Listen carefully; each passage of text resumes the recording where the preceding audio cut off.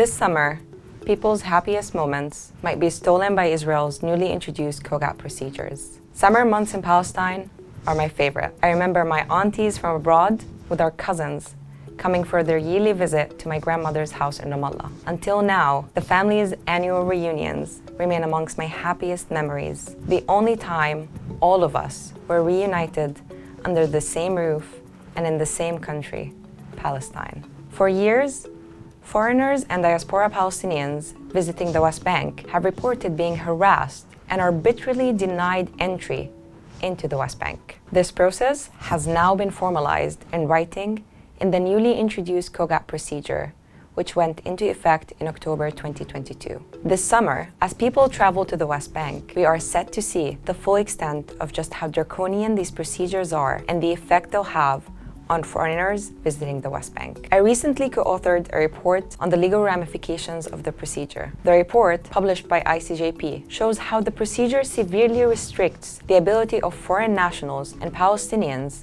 with foreign passports from visiting, working, studying, and living in the occupied West Bank. Cogat will severely infringe on family rights and the rights of the child, curtail economic, social, and cultural rights to the detriment of the Palestinian self-determination, discriminate against Palestinians and foreigners on the basis of race, religion, or ethnicity, further isolate the Palestinian population in the occupied West Bank, and strengthen Israel's already intensive surveillance of the Palestinian population. The procedure is the latest in a long line of policies designed by Israel to create a coercive environment aimed at transferring Palestinians out of the West Bank. It is also one of many countless policies and practices which Israel uses to strengthen and entrench its occupation in an ongoing process of incremental annexation of the West Bank. Cogat worsens long-standing chronic uncertainty for Palestinian families, businesses, and cultural and academic institutions in the West Bank. It is likely to disrupt the functioning of Palestinian organizations and hinder Palestinian economic development, intellectual and cultural life. The procedure is one of many Israeli policies cynically designed to separate Palestinians in the West Bank from those in Gaza, Jerusalem, and Israel, preventing them from meeting to exercise their collective rights, most importantly, the right to self-determination.